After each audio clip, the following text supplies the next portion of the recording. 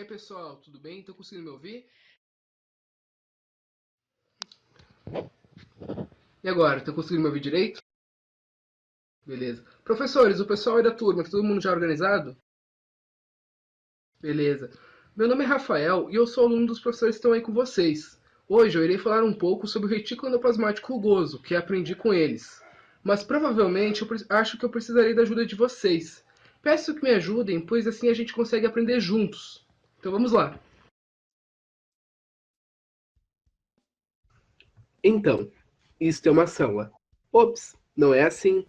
Não estamos mais no ensino médio, né, pessoal? Agora parece mais uma célula. E seu retículo endoplasmático é formado por projeções de membrana do envelope nuclear.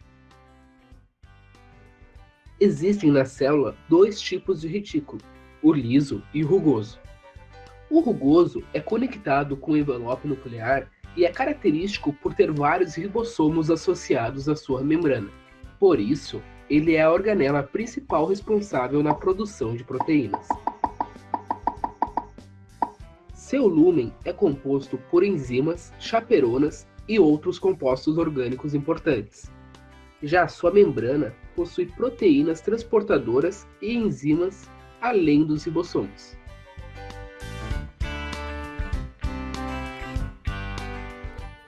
O retículo é maior em células que precisam produzir muitas proteínas, como células das glândulas mamárias, que produzem leite, e células pancreáticas, que produzem enzimas para digestão e hormônios regulatórios.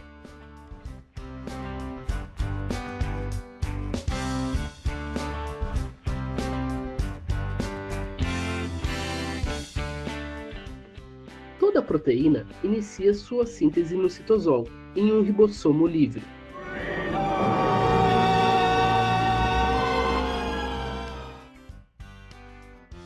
Quando é preciso que ela seja maturada no retículo, seus primeiros peptídeos são um sinal para sua importação até essa organela.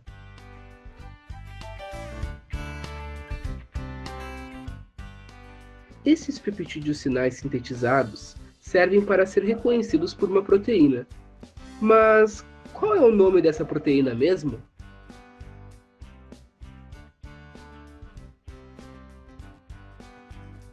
Ah, sim, a PRS.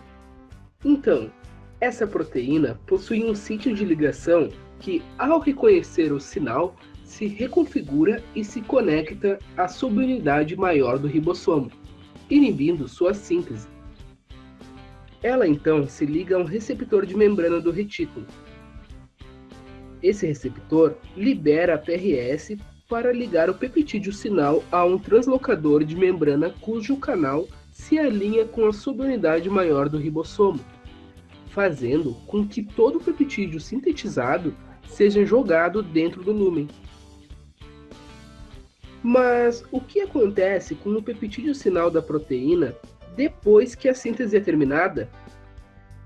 Isto mesmo, ele é clivado e degradado na membrana. Se essa proteína não fizer parte da membrana, ela será jogada para dentro do lúmen, para maturação e enovelamento. No caso de proteínas transmembranas, o processo não é muito distinto. Essas proteínas possuem regiões de aminoácidos hidrofóbicos que servem como sinais start e stop. Esses sinais start e stop vão definir as regiões da proteína que vão ficar ancoradas na membrana. Uma proteína unipasse, por exemplo, possui o peptídeo sinal que se liga à membrana. Quando acontece a síntese da região stop e a mesma entra em contato com a membrana, a inserção da proteína para o peptídeo sinal é clivado por uma peptidase sinal, fazendo com que a proteína fique presa. O processo para a proteína bipasso e multipasso é relativamente parecido. A primeira diferença é que o peptídeo sinal não é clivado. Após o peptídeo stop ser sintetizado, a proteína sai do translocador e continua sendo sintetizada na membrana, até ser sintetizado um novo peptídeo sinal. Esse processo se repete até formar a proteína necessária, podendo ela ter duas ou mais porções transmembrana. A maturação das proteínas sintetizadas ocorre por meio de proteínas do lúmen do retículo, que são exclusivamente desse local. Elas modificam a proteína através da glicosilação ou formam pontes de sulfeto. Mas para que a glicosilação e a formação de pontes de sulfeto são importantes? Verdade. A glicosilação é importante para evitar que proteínas não enoveladas formem agregados no retículo, além de protegê-las da ação de proteases no lúmen. E a criação de pontes de sulfeto servem para estabilizar a conformação da proteína.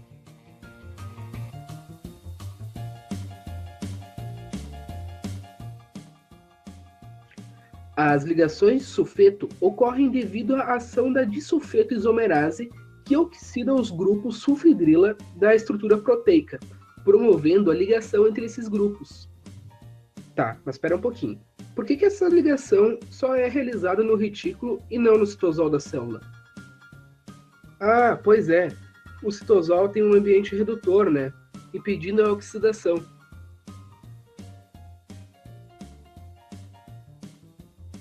A glicosilação consiste em adicionar um oligosacarídeo na proteína por meio de uma oligossacariltransferase. Esse oligosacarídeo é composto por 2 moléculas de N-acetilglucosamina, uma cadeia de manose e 3 moléculas de glicose.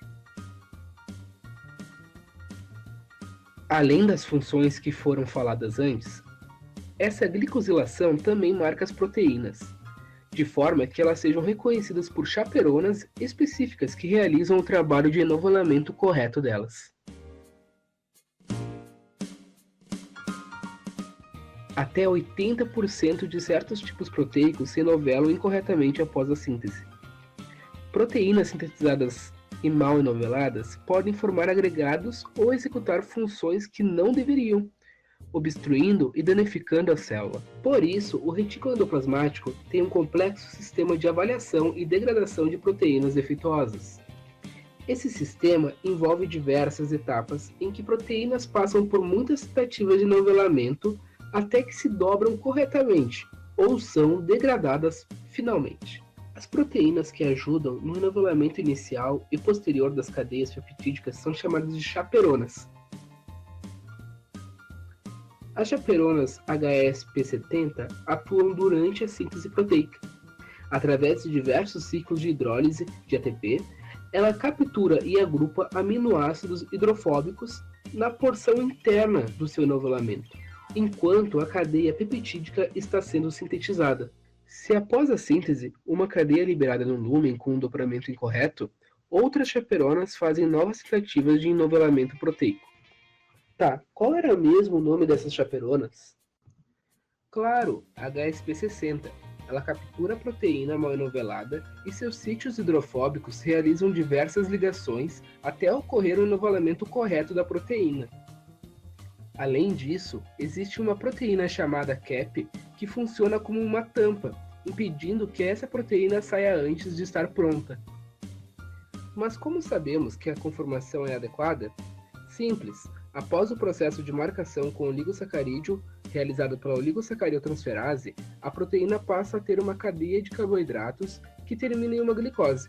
Essa glicose é reconhecida por calnexinas, chaperonas de membrana, ou caureticulinas, chaperonas solúveis, que a retêm no retículo e promovem seu enovelamento. Quando a proteína se desliga da chaperona, uma glicosidase retira sua última glicose. Se a proteína estiver bem novelada, ele segue esse destino. Se ela estiver mal novelada, um glicosiltransferase reconhece a conformação disforme e adiciona mais uma glicose à proteína, permitindo que o ciclo com a calnexina se repita até que ela se enovele corretamente. Após diversas tentativas mal sucedidas, elas interagem com chaperonas no lúmen do retículo, disulfeto isomerases e lectinas, que reconhecem a proteína com conformação incorreta. A ativação dessa maquinaria transporta a proteína mal formada para o citosol, por meio de um translocador onde será desglicosilada por uma N-glicanase, e depois disso marcada com... Pois bem, eu não consigo me lembrar muito bem por quem que ela é marcada. Vocês poderiam me auxiliar? É verdade. Elas são marcadas com biquitina, que se ligam formando uma cadeia de poliobiquitinas que são reconhecidas por um proteossomo. Essa proteína tem uma forma de barril e seu interior ela tem vários sítios proteásicos que realizam a quebra dos peptídeos. O retículo também atua na formação das âncoras de GPI, que servem como uma verdadeira âncora que segura a proteína no meio extracelular. Esse processo consiste na adição de uma molécula de glicosilfosfatidilnositol à parte de uma proteína, que fica no lúmen do retículo. Esta proteína, que foi recém-sintetizada, possui duas regiões, uma na membrana e outra no lúmen. Em um breve intervalo, uma enzima no retículo endoplasmático rugoso separa a região membranosa da região que fica no lúmen, a qual, simultaneamente, é ligada ao grupo amino da GPI. Depois disso, esse complexo vai para a membrana plasmática, passando pelo complexo de Golgi, através de vesículas. Quando chega na membrana, a vesícula se funde com ela e a região hidrofóbica do GPI interage com a região apolar da membrana plasmática, alojando o complexo GPI-proteína na região extracelular. As GPI também são usadas para direcionar proteínas de membrana plasmática para as balsas lipídicas. Falamos tanto de vesículas, mas já pararam para pensar como elas são feitas? Pois bem, vamos falar agora. Proteínas receptoras presentes na membrana do retículo endoplasmático rugoso reconhecerão as proteínas que ficarão dentro da vesícula. Logo em seguida, o receptor emite um sinal que induz a ligação de um complexo proteico do tipo COP2, que irá revestir a vesícula e dar forma a ela. Após a vesícula sair do retículo endoplasmático rugoso, as COP2 são devolvidas ao citosol, e então a vesícula é transportada através dos microtúbulos até o Golgi. Sabemos que o retículo endoplasmático rugoso atua na síntese de várias proteínas, que são enviadas para o Golgi. Mas então, qual é o destino delas depois disso? Além de serem mandadas para a membrana plasmática, como foi dito anteriormente? Realmente, as proteínas sintetizadas no retículo vão para outras organelas, como lisossomos, ou para serem exocitadas para a corrente sanguínea. Agora que sabemos da importância do retículo na síntese de proteínas, é importante mostrar o que acontece quando uma proteína, mesmo mal enovelada, sai do retículo e não consegue ser degradada. Bem, o caso mais conhecido é dos prions. Prions são proteínas de superfície de membrana encontrada principalmente em neurônios. Um prion mal enovelado, ao entrar em contato com um prion normal, muda sua conformação, criando um efeito bola de neve, e faz com que ele forme agregados com outros prions anormais. Essas placas de prion alteram o funcionamento do encéfalo e são a causa de algumas doenças. Mas então, pessoal, vocês conhecem mais alguma doença relacionada ao retículo endoplasmático rugoso? Muito bem. Agora, algumas curiosidades, meus amigos. O descobridor do retículo foi o cientista Albert Claude, também o primeiro pesquisador a aplicar a microscopia eletrônica para a biologia. Outra curiosidade interessante para citar é de como a célula evoluiu para adquirir o retículo. A teoria mais aceita é que o retículo veio a partir da projeção de um núcleo, em uma célula pró-eucariótica, que por sua vez se originou de uma invaginação na membrana plasmática celular. Bom, gente, depois de tudo isso, podemos ver a importância imensurável que o retículo endoplasmático rugoso possui. Por hoje é tudo, pessoal. Estudem bastante e até a próxima!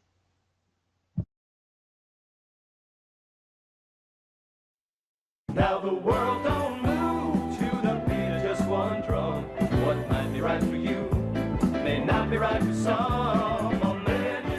Trabalho produzido por Lucas Garbo, Santiago Canepa, Gilmar Filho, Lígia Sampaio, Rafael de Lima e Alisson Correia. Different strokes to move the world.